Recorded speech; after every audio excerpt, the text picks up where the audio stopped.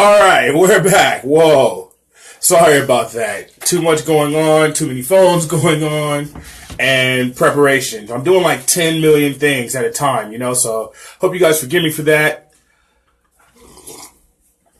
But we do have a very informative show. It's one that you don't want to miss. And now that we have the correct number, and now that we're back, it's great to see that we're back. So we're going to hook this up. We're going to give the brother a call.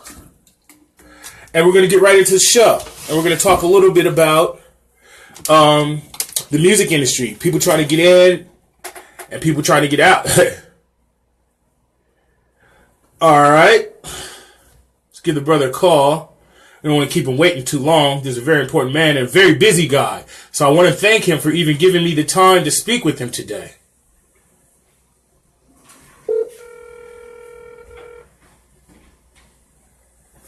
Let's see if we can get him on the phone. Yo. Phil, how you doing, brother? Hey, man, how you doing? All right, you getting feedback? Or are you good?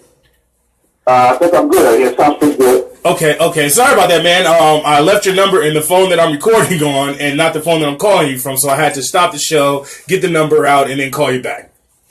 Yeah, okay, that's what's up. Okay, before we start, let me tell everybody who we have on the line. First, I'll give you a little bit of background from him. His name is, I call him Grammy Award winning. I can't even say the brother's name without throwing the Grammy Award winning. It's like a doctor, Everywhere you go. Yeah, everywhere you go, that's what I would do. The day that I ever won a Grammy, it would be Grammy Award winning. But Grammy Award winning, Dove and Stellar Award winning, Phillip affiliated Guillory. I hope I'm pronouncing your last name right. Guillory, but that's close enough. Oh, okay, Guillory. I bet you get that a lot. Yeah, it's all good. No worries. All right. This brother has worked with some of the top names in the industry, and you guys have probably heard a few of the people that he's done beats for. He's worked for Lecrae, which I was going to say that's one of my favorite gospel rappers. Yeah, he's dope. He's dope. The dude is dope. Yeah. If you guys get a chance, check Lecrae out. Futuristic. You guys may have heard a few of these names. Kendrick Lamar, Dom Kennedy, Trey Songz, Victoria Monet, Iggy Azalea, T-Pain, Tawana Taylor, Neo, Eric Bellinger, Brooke Valentine, MTV Networks, and a whole bunch of more people. This guy is a very busy man. Awesome.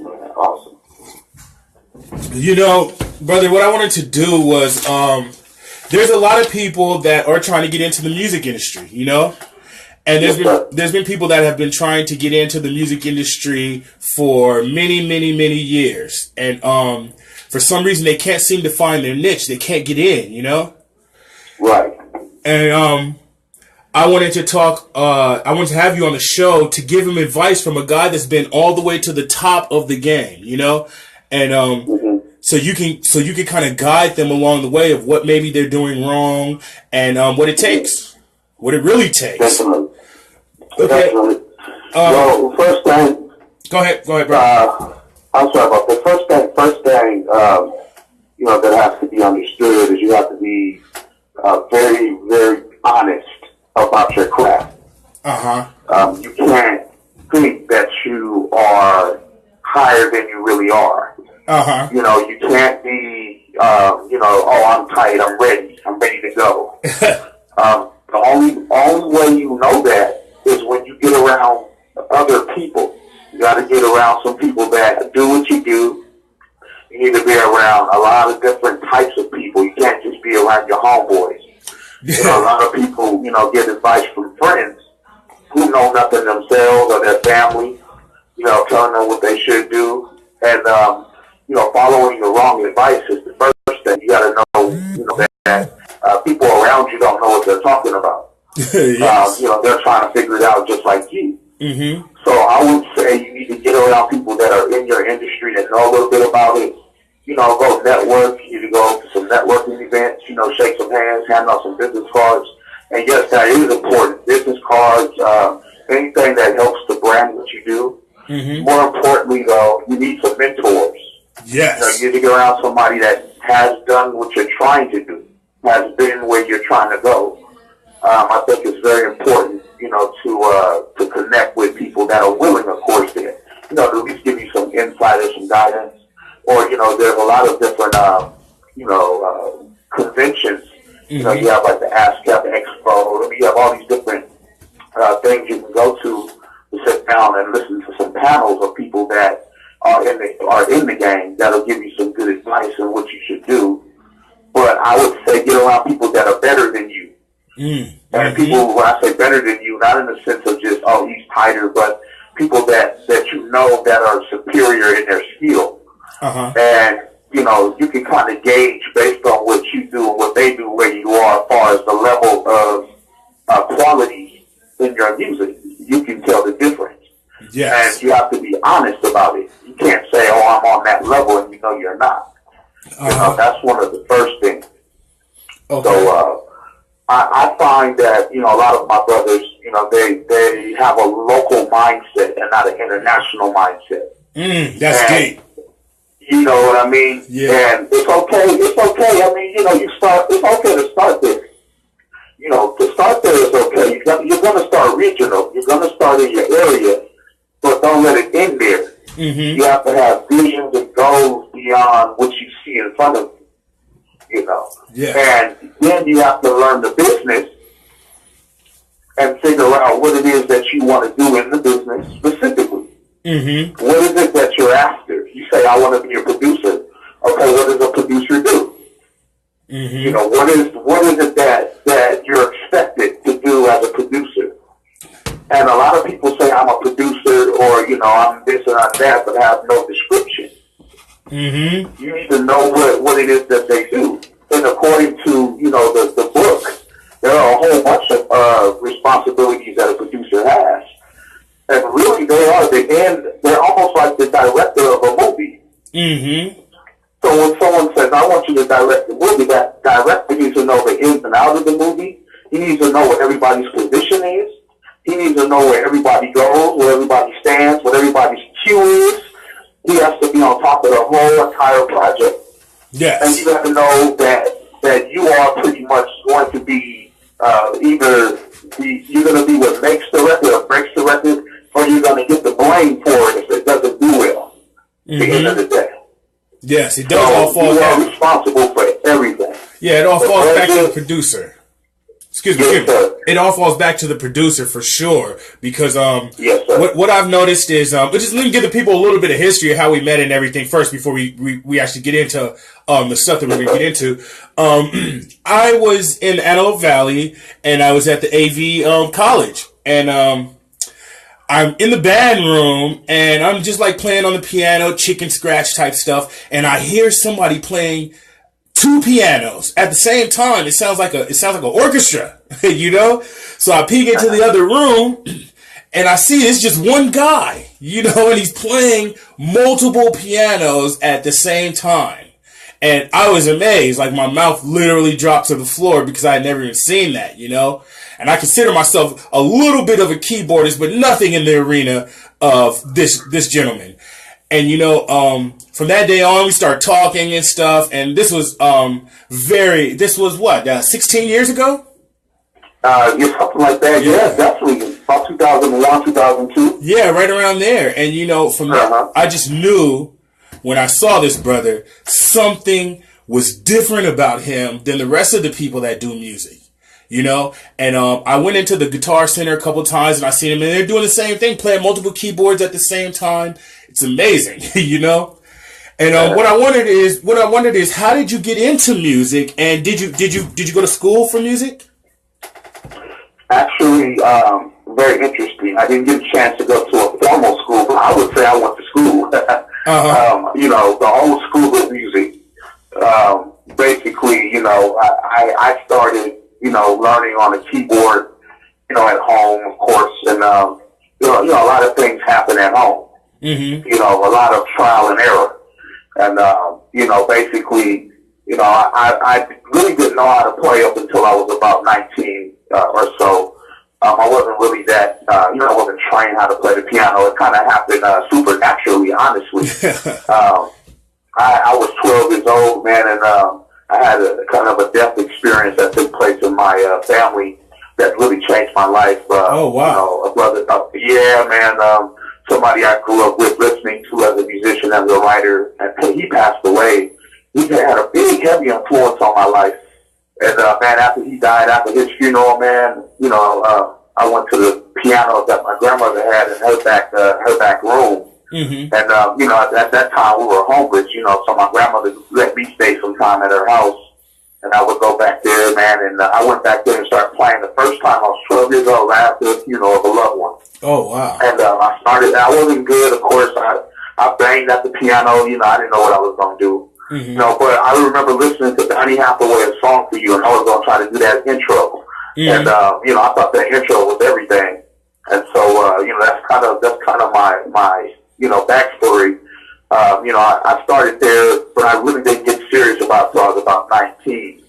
And I remember hanging out with a couple friends of mine. You know, I went to the studio, I think it was in 98, was the first time I went to a studio. And I didn't know anything about the studio, I mean, as far as working in one. I sat down and watched others, but, you know, I was totally oblivious to how to do anything. Mm-hmm. Literally, I got my start, you know, by just kind of feeling my way around. And thank God I had a really good engineer. He kind of guided me through on what to do and how to, you know, start making beats on a beat machine, which was back then was the MPC 3000.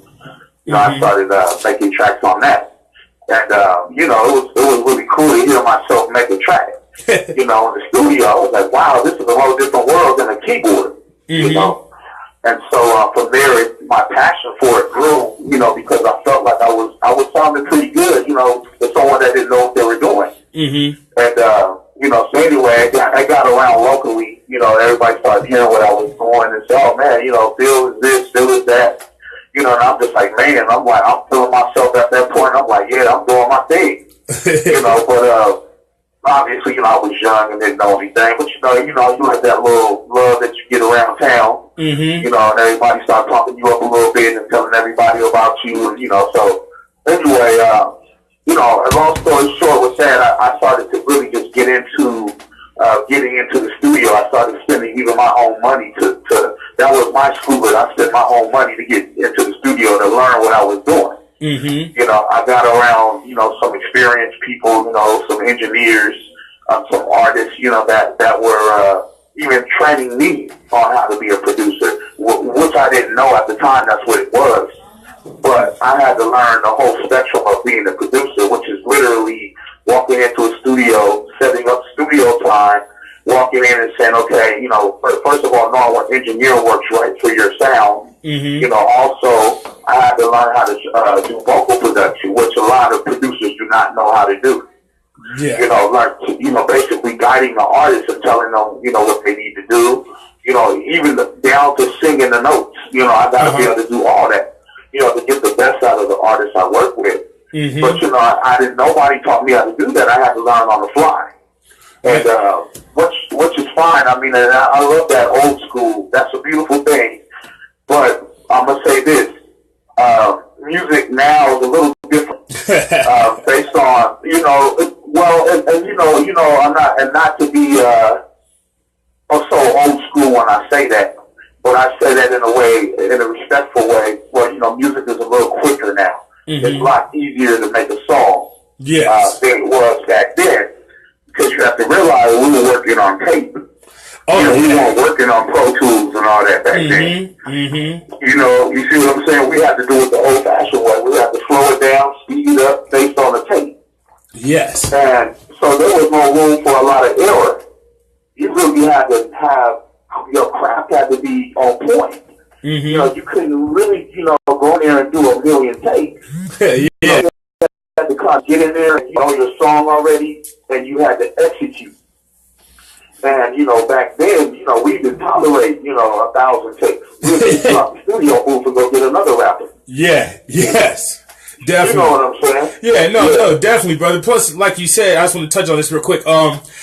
today, I mean, you as a producer and other producers that I've worked with in the past are musicians. That's what I like as a musician sound. Today, you got these guys in their underwear, they're in their mama's house making these beats on computers, and they're just pushing a button, push a button, push a button. And then when you hear the production, you can tell like it sounds like one long song going on. Right. Yeah, that loop. That famous loop. Yeah, exactly. And you guys, a musician changes it up every song. True. Very true. Now, don't get it twisted. When I first started, that loop was my friend. When I first started, I'm not going to front. That loop was everything. Because one thing about it, I'm going to tell you about a loop. That's where you perfect your beat. That's where you perfect, the 1, 2, 3, 4, 2, 2, 3, you perfect that timing. Because that's one thing that's important as a musician, you have to have good timing.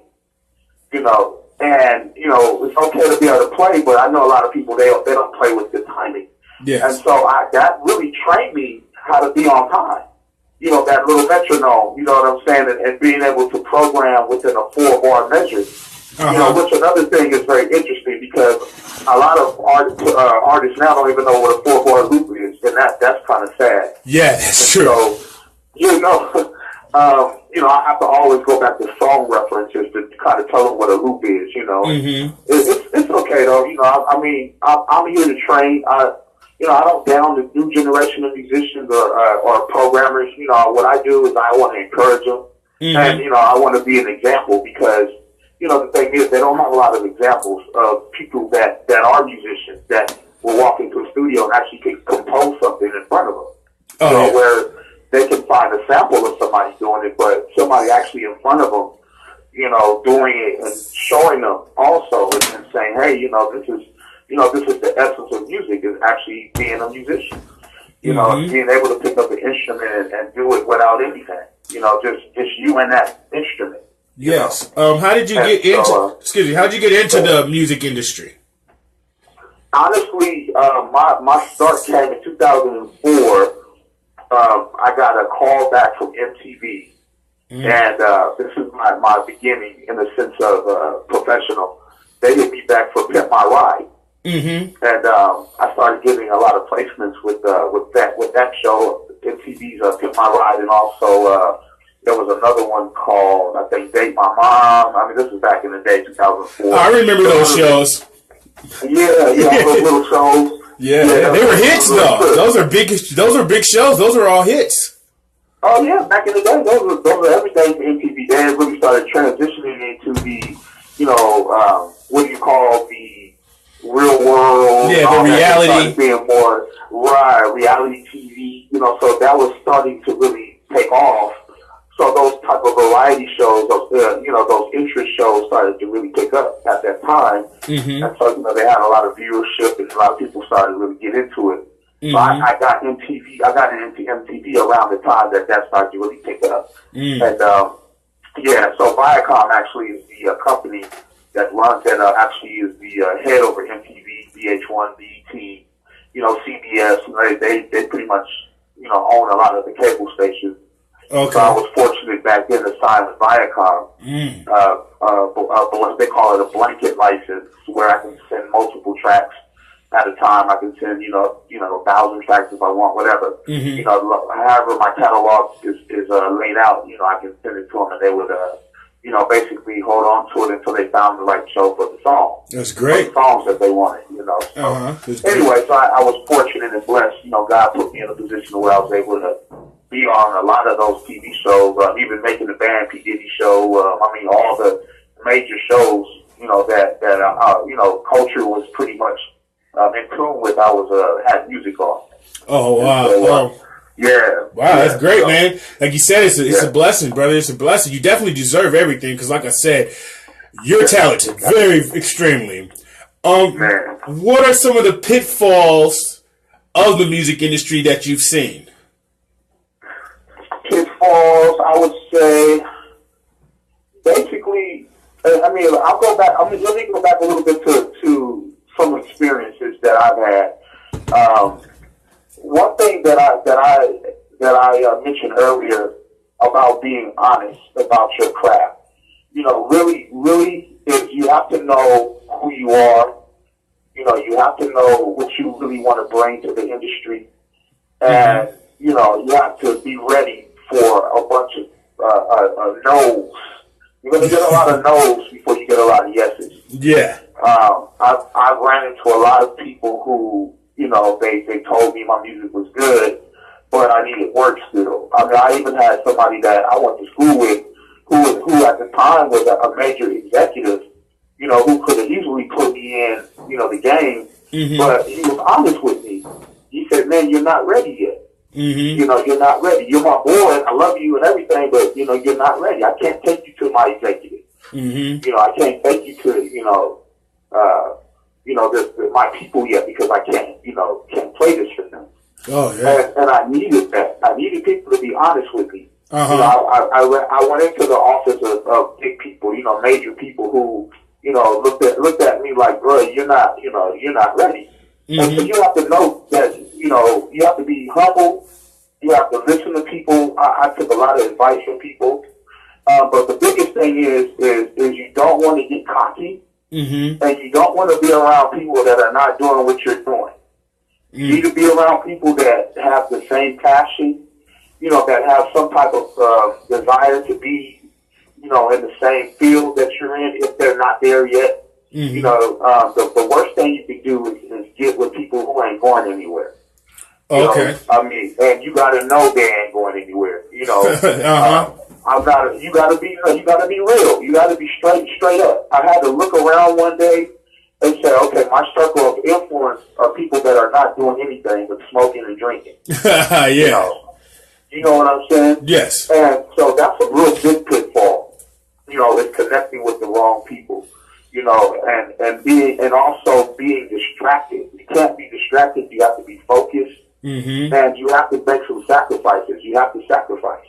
There's a lot of sacrifices that I've had to make, especially living in the Antelope Valley. You know how far that is away from everything. Yes. You can't really do too much in our local, regional area up here and really get anywhere because there's not a lot of people that are in the entertainment business that live here. Or if they do live here, they ain't working up here. Yeah. Yeah, let me hop in real quick right there since we're speaking about sacrifices, and you know what they're going to say. They're going to say, Phil got his Grammy, he's part of the Illuminati, he's done the blood sacrifices, if that's what he's talking about. And no, but you're talking about life sacrifices, but I do want to touch on this because there seems to be a trend going around on YouTube and everywhere where they say if you make it big, you must have sold your soul, you must have had some people killed or something. So have you seen any of this stuff? Can you verify that there's an Illuminati and you gotta sacrifice somebody if you want a deal, or is that just a bunch of YouTube stuff? You know what? And to be quite frank, that has not I haven't been approached by anyone on my end.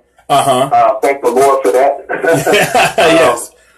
I have heard of a few things, and this is just hearsay. I'm not someone that says I was in the middle of the room when it happened. But I've had a few friends of mine that said they were approached, by a couple secret organizations, not necessarily the Illuminati. I mean, that's just a name that they give it. Yes. But there are organizations that are created by the elite, basically, to watch those that are being, they're starting to be successful on their own without any help. Yes. Those are the people they prey on because they say, oh, this person has the light. That's what they call it. And so, that's where the word Illuminati comes from. It's the enlightened ones, the ones that are enlightened. In other words, they know, they have the light on their life, basically. And if you know anything about the Bible, we call it the anointing. Yes. And so, really, that's all they see. So they want that light that's in you to be a part of what they're doing, so that first and foremost, whatever agenda that it is that they want you to promote, that they want to bring you in and say, hey, you have to do this in order for you to be successful. Oh, okay.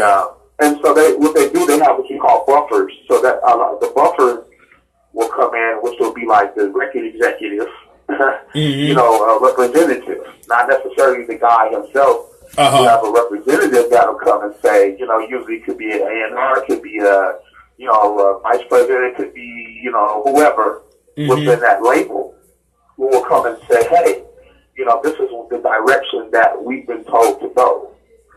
And we need to tell, and your music needs to be along these lines. This is what we're willing to finance. If you're not talking about this and you're not, you know, displaying these type of attitudes in public, we can't fund it. So they have people that control content. That, you know, what you listen to, what you hear, usually is controlled by buffers, by people who come in, middlemen who will come in, that'll get directions from the higher ups, the elitists. Basically, who will give you the direction on what you need to talk about in order to continue your career, or how you need to look, and how your image needs to be, and you need to talk about gays and homosexuals, and you need to be a homosexual, and you need to, you know, all that stuff is passed down from hierarchy. It's not, you're not directly in, no way. If you were really quote unquote Illuminati, then you wouldn't be seen. The people that are really behind the scenes aren't seen. You know, there are people that are sitting at Starbucks right now, making decisions for the world, and you have no idea who they are. Oh wow! You know, these are the people that run your world. You know, they sit there with holes in their pants, with a hole in their t-shirt, and look at a newspaper and listen to what everybody is talking about and figuring out what culture that they want to shape. They want to shape culture. And those are the people that are the most dangerous people, the incognito people, not the people that are obvious. If you're looking for obvious, that those are the puppets. Those are the puppet people. That person's Illuminati, and they're drawing up the signs and all that. That's puppet stuff. That's for publicity, because they felt like, oh, you know what? They're going to talk about me if I throw up the symbol. Exactly. They're going to talk about me if I throw up the I or I throw up the sixes. They're going to talk about it, so they do it for publicity. Exactly. Oh, so Jay-Z's Illuminati, or so-and-so's Illuminati. And so since it's, your company is Rockefeller, okay, so you must be from the Rockefellers. The Rockefellers must be funding your stuff. You know, and so you must be under the you know, the guidance of the Rockefellers. You know, so that immediately, you know, you try to put those two together, saying, oh, he must be part of the Illuminati because the Rockefellers are surely the elite families. You know, and vice versa. So that's what they did, and so he just ran with it. Yes. And so, you know, and made him a ton of money too. Yes, he made hundreds of millions off of that. How have you? A lot of people are getting rich off of it. Yeah, exactly. How have you been able to avoid that? I mean, quite frankly, you know, I'm a under the radar type of guy anyway. I've never been a flamboyant person. You know, I'm not a type of person that wants you to know everything that I'm doing or where I'm going and all that. I'm the type of person that just pop up and then I leave. You know, I don't hang out. I don't do none of that. I mind my business. You know, I handle my business. You know, I really look at the music industry like a big McDonald's. It's a corporation. And I am what do you call it, contractor in a big corporation. I'm not a part of the corporation. I work as an independent in a big corporation. So the thing is you want to stay independent. You don't want anyone to make any rules for you. If you allow someone to make rules for you, if you allow someone to tell you what you need to do and not do, then you become a part of the system. See, the thing is the people that are in the system are slaves to the system. And the thing is I want to be able to make money in the system. I want to be able to influence the system without being a part of it. If you want to be, you know, in this game, you want to figure out how to be independent. It's so important. Yes. You know, I really spit that to most young up and coming producers and writers and, you know, people that are in the game, trying to get in the game. Try to stay independent. Try to stay your own boss. Man, that's crazy you say that. Excuse me, not to cut you off, but that's good that you say that because that just leads right into my next question of what's the difference between independence versus a major label? Because most people that aren't signed want to get signed and want to get some money fast, and you know. Right. Right. And really the only difference is access.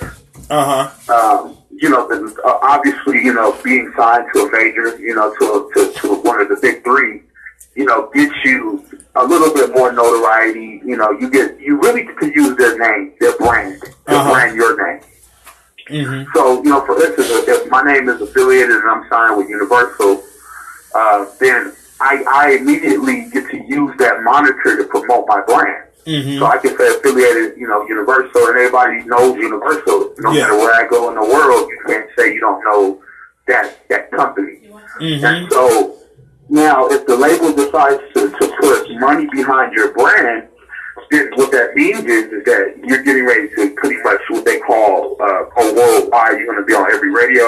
You know, you're going to be on every video. You're going to be pretty much on social media. They're going to really blast your name, put you out there as far as marketing is concerned. That's the difference in marketing and access. You know, and really, because back in the day, obviously, you know, they used to have CDs and stuff, and that's no longer relevant. So, you know, it's not even about album sales, none of that anymore. It's about streaming. You know, the industry is turning into a streaming industry. You know, it's all about what they hear, you know, on Spotify or, you know, all these different outlets where, you know, you can listen to someone's music and just stream it and not necessarily have to buy it. And it's very interesting now that you can actually consider 1,500 streams one record sale now. So if you get 1 billion streams, you know, I think that's considered like 100,000 in sales. You know, and that's so a lot of these, and you actually get revenue for streams now. You know, you get revenue now, you know, for streams. And even views, you know, like you got YouTube views, you know, you get like 100 million, 200 million views, you actually get a piece of that revenue, you know, if you're an artist, you know, they give you a piece of that revenue now, you know, based on the streams. And how that happens is usually, you know, advertising dollars come in from, you know, on YouTube, it's about advertising it. You know, like you get Google who will say, hey, we want to, you know, advertise on his page, on this page, on Bebo or whatever. So they get all this money from these advertising dollars, which is not a lot of money compared to what Google gets. You know, what they'll give you 20% of the share, of the whole share, they keep 80%. So, you know, but it gives them the opportunity to advertise their products, their brand, their name, whatever, you know. And that's how the streaming industry works, is through advertisement dollars. You know, there's no other way to get any revenue, you know. I mean, you know, it's just like me listening to a song on the radio doesn't do me any good, you know, as a, you know, unless there's some advertising dollars that's coming in. That's how the radio stations stay afloat, advertising. You know, obviously there's a lot of other background stuff, you know, that takes place, you know, with products, you know, money under the table. But I mean, you know that story. We don't talk about that, but there's a lot of politics involved in getting your songs out there with the label. But as an independent, the thing is you really have to do everything on your own. No, everything is all about you having a good team. You have to have a good team of people that know what they're doing. You got to almost have people that have been in the music industry and they are no longer in the industry. They still know how to take industry routes to get stuff done as an independent. So in other words, they know all the ins and outs on what they need to do to break a record. They know how to get you online, how to break your product online. You know, they know all the little places that they can go to get your stuff aired. And usually it's free radio, like online radio, or, you know, but at the end of the day, you're looking for people with the most viewership. You're looking for the people that have the most listeners that will allow you to break your song right there on their shows. So that's how a lot of these people get their songs out there, by connecting with a lot of people that are blogging, you know, all the big bloggers and, you know, all the, you know, the reality stars now that are on YouTube, you know, these guys that are doing skits. You know, they connect with people like that and do skits with these guys, and these guys are end up in their videos, and so they get all these views now because they connected with, you know, these, what was it, D-Storm and all these guys, you know, they get all these cool videos that they put out, skit videos. And, you know, so they're starting to brand their name with these guys, and after a while, their fans start to know who they are. And then, two, they start to share the videos that they're in, you know, for their own sake, you know, to put their name out there, you know, in something else, in another project, to keep their name high, So. I've been hearing a lot about the 360 deal for like the last 4 or 5 years. And I've been hearing bad things, but from record execs, I've been hearing good things. I don't even think there's a label that's not signing people to 360 deals. Right. Yeah. So, how do you feel about that? Like I said, I've heard mixed reviews about the 360 deal. Yeah. Really, what I take from a 360, this is just if you're willing to give your whole entire life over into, like you're literally signing your life over. Like you can't make any money without them being in your pocket, especially with a 360 deal is. Like even if you can't do anything, you can't make a movie. You can't do a live appearance. You can't show up and say, hey, I'm going to do an appearance on an Oprah show.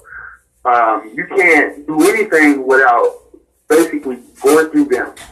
Okay? Everything goes through them, and they basically represent every media aspect of your life. Everything, movies, TV, special appearances anywhere. Everything goes through them because they got to get their percentage of everything that you do. They get a piece of everything you do. But in a sense, if you're an artist and if they're really saying that we're going to get a piece of everything, well, they do put you in a lot more things. So, like, what they'll do is it's almost like, okay, if you sign your life away, we'll give you, we'll open up our world to you and give you every opportunity to brand your name. So sometimes you wonder why certain people are in everything. They got a movie over here, and then they got their own TV show over here, and then they just put out an album over here, and then over here they just they hosted the BET Awards, or or they're a part of whatever, all these different outlets basically to brand their name. That person probably did a 360, and they're getting opportunities like crazy to brand their name and brand themselves. And also at the same time, what it does is brands the label, and brands the company. So, it's like Warner Brothers signed you, so Warner Brothers is everywhere. Like they're part of everything you do, courtesy of the Warner Brothers, courtesy of Universal, courtesy of Sony, BMG, courtesy of. So they keep putting their name out there, branding their names, and they're getting paid off of every endeavor that you do, no matter what it is. I don't care if you're showing up to a club and they're going to give you $30,000. They're like, oh, we want 40%. Wow. Like, it's almost like a management deal without them managing you. It's weird. I've heard, too, that you can negotiate a bigger bonus or a bigger budget if you sign one of those, or, but still, that's kind of tough. Like I said, you could cure cancer, and they want some of that. No matter what it is you do, I don't care what it is. Yes. I don't care if you get a birthday gift, okay? They want a piece of it. Yeah, okay? They want a piece of it. So, that to me, I mean, it depends on your goals, depends on what you're after. I wouldn't do it personally, but some people, for somebody that might work out because all they really care about is putting their brand out there. Now, it could work out later, where, you find this deal for a few years, going through the motions, getting your name out there. Now, when you come back after those 2, 3, 4, 5 years with them, now your name is everywhere. So now when you renegotiate a contract, you don't have to do that same deal anymore because your name is everywhere. You have more value now to your name. So now you can kind of negotiate differently. You can get more of the Hulk share of the money now. You can say, hey, I want 80% of my money.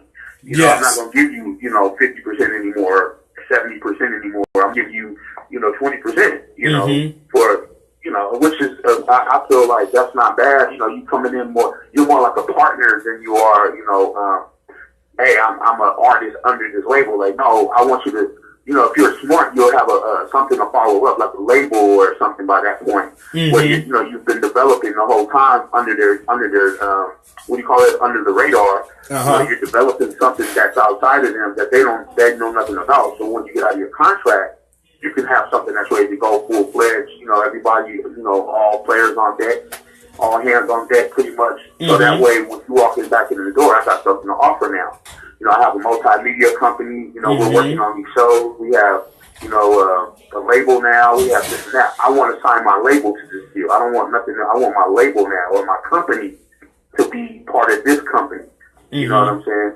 And to me, that's the smartest way to go, as opposed to coming in as an individual doing it.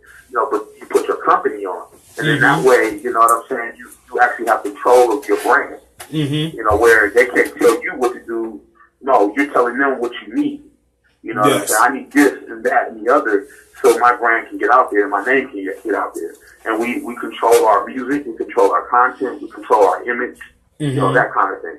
You know. Okay, and my next question is religion, and I've seen you take pictures with the Winans and do gospel music. How has religion helped you miss some of the pitfalls? You know, I heard you speak about God before. How has that helped you holding on to God in an industry that is wicked? Well, really, truthfully, you know, I was. This is a place. This music industry is a place that is an opportunity, basically, to be different and to do things differently. You know, you see people doing the same thing, they following the same path over and over again. You know, everybody's following everybody, everybody's doing everything the same way everybody else is doing everything. And what I love about it is that I see the individual in this industry and be a leader in this industry. And I believe that, you know, I believe in Jesus. He is Messiah, Mashiach. We call him Yeshua. You know, Yeshua HaMashiach. And, you know, which is his proper name. So, I believe that he is, the Son of God, and he rose on the third day. You know, people call it Christianity. I call it a lifestyle. You know, you live it, you know, you don't have to profess it if you live it. You know, your life speaks it. You know, your lifestyle speaks God. And the thing is that's what I emphasize is lifestyle. I emphasize, you know, what you see is what it is, and not saying that you can't be deceptive by what you see, because really when it matters when no one else sees, when you're behind closed doors. You know, when you're by yourself, who are you then? You know, and I really put emphasis on behind closed doors. I put emphasis, you know, in my prayer life. I put emphasis in studying God's word. I put emphasis, you know, on being one with God in the sense of knowing his word. When people say, oh, I hear the voice of God, I say, well, you can only hear his word because he only speaks his word. So if you don't know God's word, then you can't hear God's voice. You know, he only speaks his word. And that's how you can have a relationship with God, is knowing God's word and eating it and meditating on it day and night. And that's how I've been able to be successful in what I do and everything I do. Is just I follow God's pattern of you know, of his word. I follow his concepts. You know, I follow you know, we call it principles. I follow the principles also of God. You know, where, you know, by you know, not just living it, I mean, not just by speaking it, by living it and doing God's word. You know, whether it's being a blessing to someone, you know, lending to the poor, you know, whether it's, you know, I'm blessing organizations that feed the homeless, even if you don't want to give your money to churches. And I know a lot of people have trouble with that based on, you know, some of the abuse, some of these pastors have you know, basically taking, you know, they've abused these people and taken their money and went out and done things maybe they didn't like or whatever. For whatever reason, you know, some people may not give to a church organization, but there are other ways to give your money. You know, other ways to bless people. You know, I might see someone homeless and bless them. I might, you know, go and feed someone, you know, who has no food. I mean, you know, those things, God says, when you do that unto the poor, you do that unto me. You know, that's probably one of the greatest ways to give. You know, it's to lend to someone that don't have anything. You know, and so I tell people, I said, for you not to give to God is a dishonor to him. You have to give to him. And to give to him is to give to his people. And you have to love his people. You know, even if you don't agree with them, I don't have to agree with you. I'm not always gonna, you know, like everything you say or do, but I still love you. And loving you there's many ways to love you. You know, there's love in the sense of euphoria, you know, we call love, like, oh, I love you so much. And then there's also, you know, a disciplined love where I say, hey, don't do that. That's not right.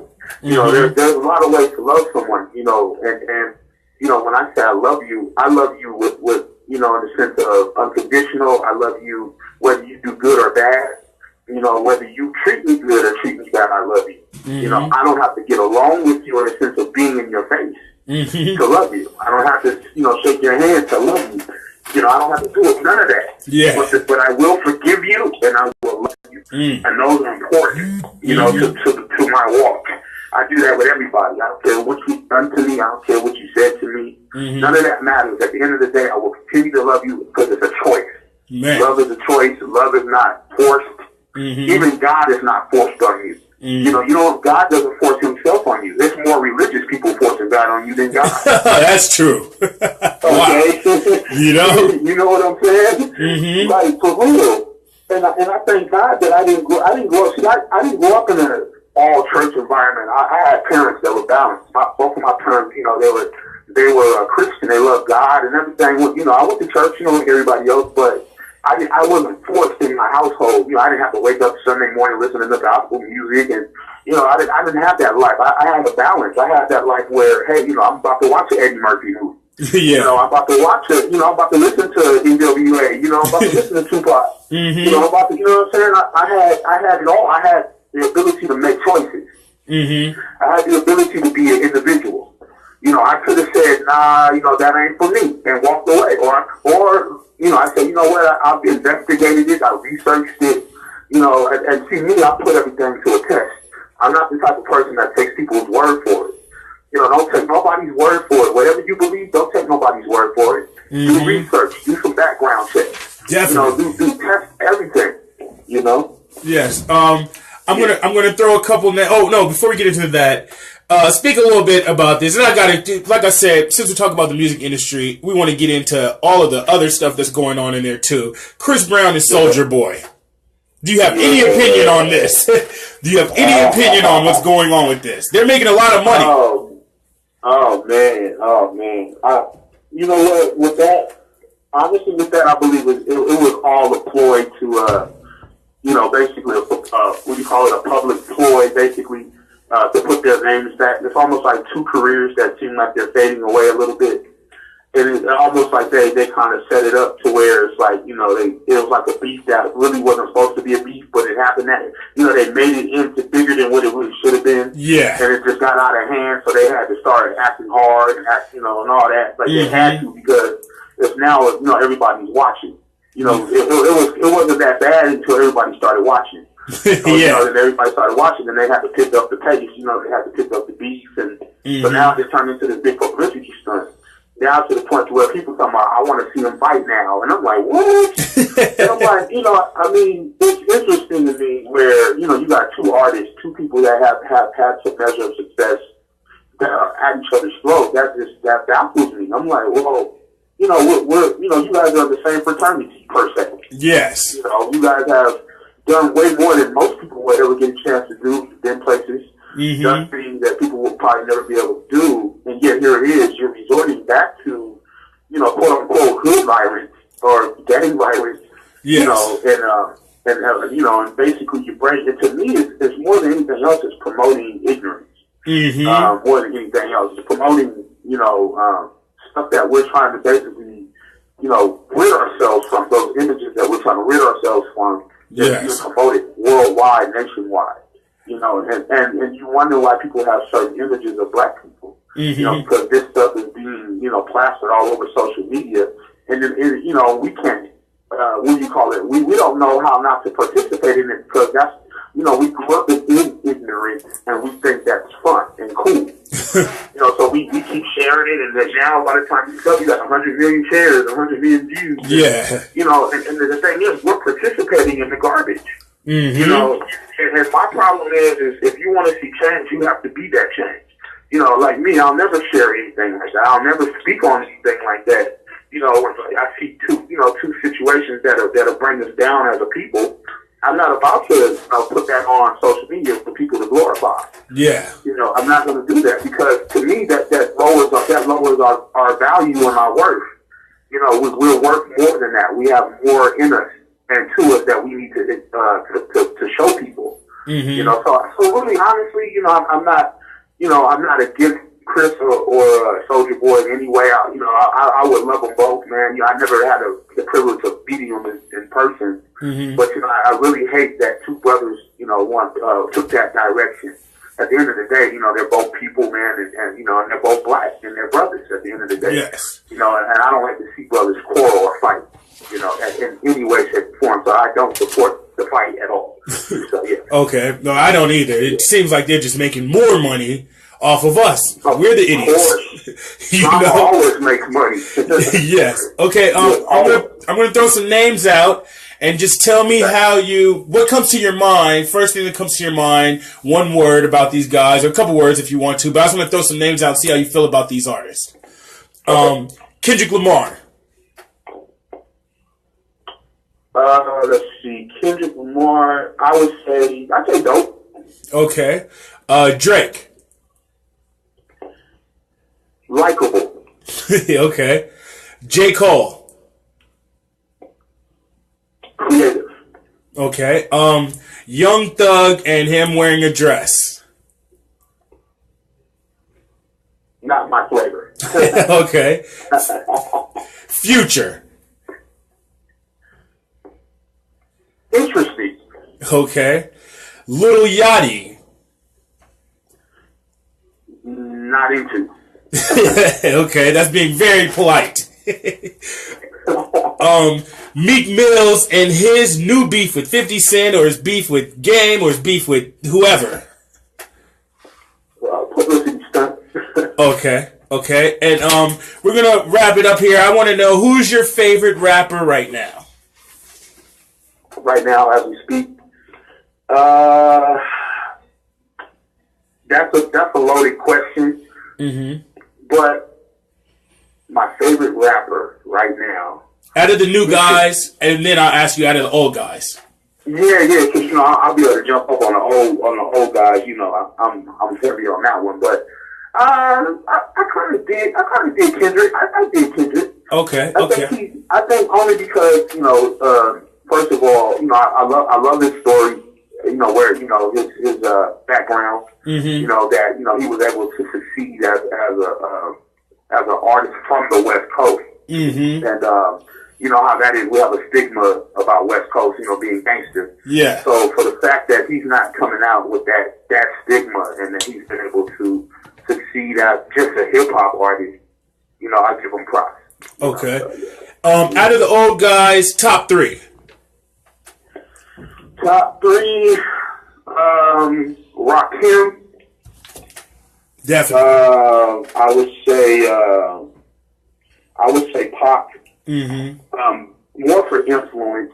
Mm-hmm. And I would say, oh my gosh, dang, that's a loaded question again. I really like KRS-One. It's a cross between Chris One. And I would say Ice Cube from the West. Mm-hmm. As far as like impact. You know what I'm saying? But as far as lyrics, I'm into like Rakim, like I'm talking about old school. I ain't talking about, I'm talking about, that's what I'm going back now. Yeah. Rakim and Chris One really was a big influence growing up. Mm-hmm.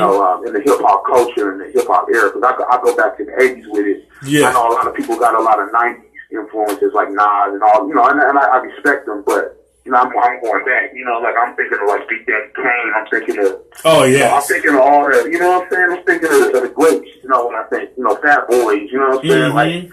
I got a lot of them. To me. So, yeah. Okay. Do you have any up and coming projects, or if somebody wanted to work with you, do you only work with industry guys? Like if someone's on here, they're not an industry guy, they have a regular job, but they want to be very serious about their career and they want to work with you or work with somebody in the industry already. Would you even consider working with someone that's not a big name? Oh yeah, of course. I do have a criteria for that, though. I mean, you can't just be new and fresh and starting. I tell you to go get a little more experience. Mm-hmm. Because I'm not developing artists yet. I will eventually get into the artist development. That's one of my other companies that I have called Phillip Entertainment. We're getting ready to get more involved in the A&R side and real and or like what labels don't do anymore. Like we get ready to get into that. We want to develop artists now because it's needed. And so I'm actually working with the company. It's a sister of mine named Brandy Sanders, who actually I have a meeting with today. She's a wonderful person. She has a company called New School Sings Old School. And what it is she takes young kids from all different walks of life. Some are foster kids, some are, homeless kids, some, just regular, young men, young women with families. And she takes them and makes them perform music from the past. From the 60s, the 70s, the 80s. Oh, that's great. Yeah, so she's really, it's a beautiful thing. I support it because as I was growing up, my influences came from those eras as well. As a musician, as a writer, I would listen to old stuff and really hone my ability by listening to those great records from the past. The Marvin Gaye, the Al Greens, the different ones. That we know, in our households growing up, in our generation, we knew them in our generation, but the new generation really don't know a lot of these legends, and so it's very good. She's also educating them on the past at the same time, while allowing them to choose their favorite song or a song. It has to be from the 90s down. It could be from the 20s if you want. It don't matter. But as long you have to sing this song. So she's doing showcases. Oh wow! She's actually getting ready to set up a tour on the West Coast for kids that want to be, a part of this show. There's an audition, which I actually send you a flyer for. Okay, yeah. Audition for, if there's any kids that are interested in being a part of her show. She'll be doing auditions, I believe, on the 15th of this month. Oh wow! Down in Hollywood. Okay. But anyway, she's getting ready to do a tour starting on the West Coast. It could be like from Seattle to San Diego or something like that. Even, some Nevada, maybe, and even Arizona. Okay. But we're setting up some dates now, which, I'll keep you updated on. Oh, yeah, definitely. But anyway, I'm connecting with her company, my company and her company, and we're, I'm a consultant right now, and, I'm definitely will be a part of it in the sense of, I'll have a position. We just don't know what that position is yet, but we're still talking about it. And, and once I get, whatever position she needs me in, then I'll be able to announce a little bit more about it. Okay. But that's the whole purpose. We want to bring A&R back to the industry, and that's what our company wants to do. Man, that's so needed, That's so needed. Yes, absolutely. Absolutely. And project-wise, I'm working on a few things. I guess I could speak on... I've been working with Eric Bellinger a little bit on some stuff. I don't know if anyone's familiar with that brother, but he's a real talented writer. He's wrote for Usher and for he wrote Fine China for Chris Brown. That's so funny. Chris Brown is talking about him, but yeah, he wrote that song Fine China, and so he's a great writer and also happens to be a wonderful artist. And, Eric Bellinger is from the West Coast as well. He's actually from Compton. Oh, okay. And it's really cool to work with West Coast, artists that are, they come from that environment, but, have kind of pushed through to be successful in business. So I'm really big on people from the West Coast, from our side of the world, coming up out of different places, that, really doesn't, encourage you to do anything except the negative things. Yeah. So yet you still rose from that and became a success. And so he's one of those brothers, who I commend. And so I've worked, been working with him on his some new stuff, and then also Futuristic is also back in working on some stuff. And for those that don't know who he is, he's an independent artist that's pretty much taken the industry by storm. I mean, everybody wants to sign him. Every executive, it don't matter who it is, you can name him, they want him, and he's not willing to, because he's doing it all by himself. Man, he's on tour. Probably about 200 days out of the year. The guy is living the industry life without the industry. So it is possible. It's very possible. Just like Tech Nine. He's like the next Tech Nine. Tech Nine did the same thing. Yeah. And he's living outside the industry. And so, so it's very possible. I definitely encourage that if you can. But one thing about him, he has a great team as well. His team is awesome. So that's the reason why he's able to do a lot of things, outside of just being a local person. Yeah. So, anyway, go ahead, sorry. I don't know. I'll just go. Those are the projects that come to mind. I'm also working on I'll be working on a web series soon. I'm not, at liberty to give details, but there's a web series that I'm working on, and there's also a movie that I'll be involved with here in the future. So there's a lot of things that are up and coming, and some things that are under contract that soon as we get the green light, I'll share with everybody. But obviously we have to wait for all the legal stuff to take place. But this year seems to be a really big year for the companies that I'm representing, and it's going to be a very dynamic year for anyone who's really putting their best foot forward, I believe. But I say, go for whatever your dream is. I mean, really step out. Don't take no as an answer, and take no excuses with you wherever you go. You have to knock down the doors, because the doors, people are not going to open them, trust me, but you gotta be in the mindset that I'm going through the door with or without you. And really that's the key. You gotta be determined, and you can't be timid or afraid, and you cannot operate in fear, because fear will destroy everything. Your fear is what do you call it? It's crippling. It'll cripple everything. It'll cripple your dreams. Yes. It'll cripple everything. So you gotta push through fear and have confidence in your abilities.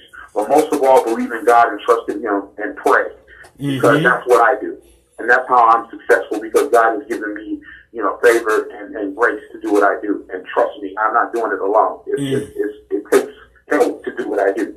So yeah. Man, that's great, brother. I want to thank you for the time that you give me. I know you're a very, very extremely busy man. I love that. Be brave. That's the best advice. Yes, sir.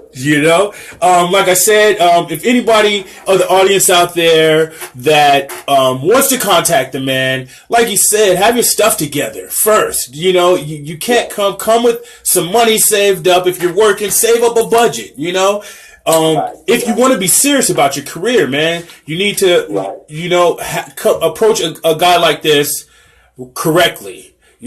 So I've shared his stuff, and I'm going to share some more of his stuff over to my page, and you can click on and contact him, but don't click on and contact the man with no crap from my page. Please don't do that. Contact the man when you're real.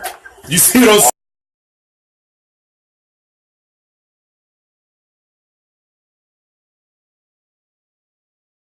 Daughter stuff, so I can work with you, brother. Believe me, I can't wait. So I know, man, and I'll definitely be praying for you, man. And, thank you. That everything goes in the way that you want it to go, man. So yeah, definitely. All right, thank you, brother, and I'll talk to you later on, bro. All right, man. Have a blessed day. All right, make sure you send me those advertisements too for the kid stuff. You got it, man. All right. All right, brother. All right, bye-bye. Like I said, Grammy award winning. What was the other one? Dove and Stellar award winning. The guys work with everybody. If you guys don't see where we're going with this Brave News stuff, you guys are blind, man. And this is still just the beginning. We're still at the beginning. So we're going to get bigger and bigger and bigger. I haven't even started advertising this stuff yet.